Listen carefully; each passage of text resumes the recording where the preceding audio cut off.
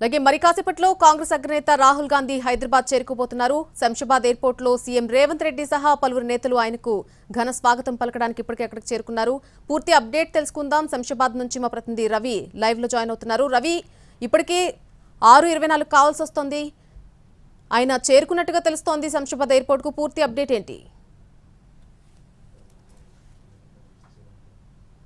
నల్లి రాహుల్ గాంధీ కొద్దిసేపటి క్రితమే శంషాబాద్ ఎయిర్పోర్ట్ లో ల్యాండ్ అయ్యారు. తనను సీఎం రేవంత్ రెడ్డితో పాటు మంత్రి ఉత్తమ్ కుమార్ రెడ్డి కూడా రిసీవ్ చేసుకున్నారు. మరి కాసేపట్లో శంషాబాద్ ఎయిర్పోర్ట్ నుంచి బయటకు రాబోతున్నారు. ఇప్పటికే కాన్వాయ్ను కూడా సిద్ధం చేశారు. రేవంత్ తో పాటు రాహుల్ గాంధీ వచ్చేటటువంటి రూట్ ను కూడా అంతా క్లియర్ చేశారు. మరోవైపు చాలా మంది ప్రయాణికులు కూడా అదే రూట్ లో కూడా వస్తుంటారు కాబట్టి వాళ్ళకి ఎలాంటి ఇబ్బంది కలగకుండా రాహుల్ గాంధీ వచ్చేందుకు ప్రత్యేక మార్గం కూడా కేటాయించారు. ప్రస్తుతం మనం చూస్తున్నటువంటి ఈ మార్గం ద్వారానే రాహుల్ గాంధీ, అదేవిధంగా సీఎం రేవంత్, అదేవిధంగా మంత్రి ఉత్తమ్ కుమార్ రాబోతున్నారు.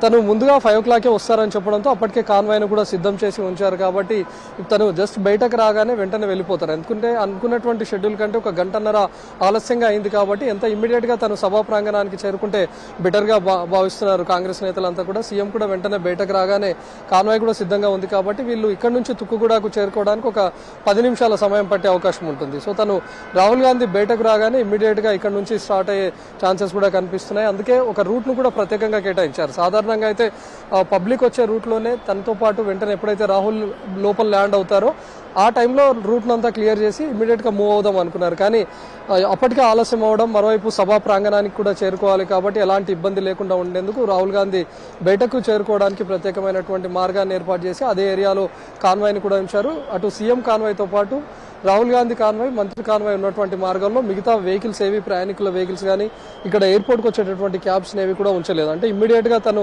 బయటకు రాగానే ఇక్కడ నుంచి వెళ్ళిపోయే విధంగా ఏర్పాటు చేశారు.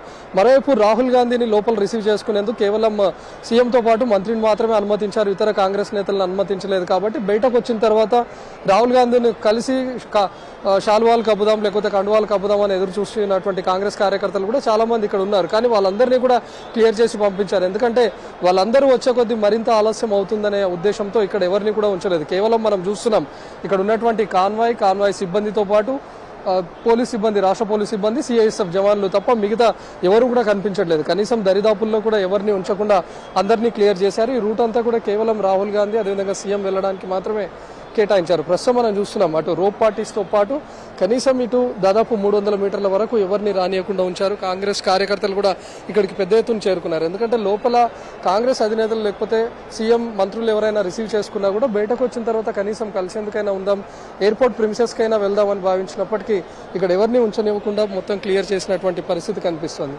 షెడ్యూల్ కంటే గంటన్నర ఆలస్యం అయింది కాబట్టి ఇక్కడ నుంచి తుక్కుగూడ సభా ప్రాంగణానికి ఎంత త్వరగా వీలైతే అంత త్వరగా పంపించాలి అనే ఉద్దేశంతోనే ఇక్కడ ఉన్నటువంటి రూట్స్ అంతా క్లియర్ చేయడానికి మనం చూస్తూ ఉన్నాం. మరి కాసేపట్లో మరొక 10 నిమిషాల్లో తను బయటకు వచ్చే అవకాశం ఉంటుంది. ఎందుకంటే ఇప్పటికీ సీఎం కూడా రిసీవ్ చేసుకొని ఉన్నారు. లోపల నుంచి కాసేపట్లో బయటకి కూడా రాబోతున్నారు. ఇక్కడికి వచ్చిన తర్వాత ఇటు నుంచి తుక్కుగూడ సభా ప్రాంగణానికి చేరుకోవడానికి ఒక 10 నిమిషాల టైం మాత్రమే పడుతుంది కాబట్టి ఇక్కడ నుంచి ఈజీగా వెళ్ళిపోతారు.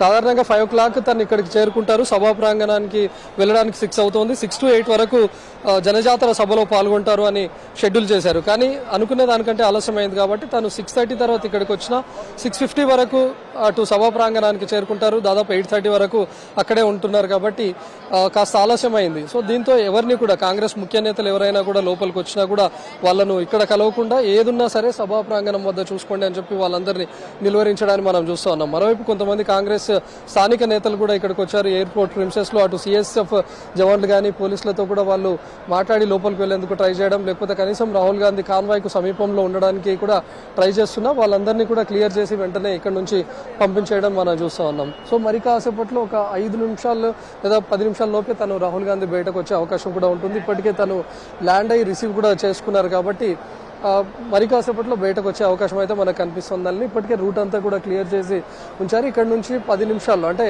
ఎయిర్పోర్ట్ నుంచి బయటకు వచ్చిన తర్వాత అటు ఔటర్ రింగ్ రోడ్డు మీద నుంచి తుక్కుగూడ సభకు వెళ్లే రూట్ను కూడా ఇప్పటికే క్లియర్ చేసి ఉంచారు. నల్లి right Ravi, thanks for the live update.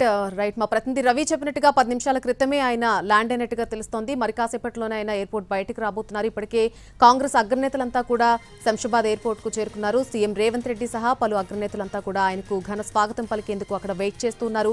మరి కాసేపట్లోనే రాహుల్ గాంధీ శంషాబాద్ ఎయిర్పోర్ట్ నుంచి స్టార్ట్ అవుతారు. అలాగే తుక్కుగూడ సభకు దాదాపు 15 నిమిషాల సమయంలోనే అక్కడికి రీచ్ అయ్యే అవకాశం కనిపిస్తోంది. అక్కడ జరిగేటువంటి భారీ బహిరంగ సభలో పాల్గొనబోతున్నారు. అలాగే ఆ సభలో ప్రసంగించబోతున్నారు రాహుల్ గాంధీ.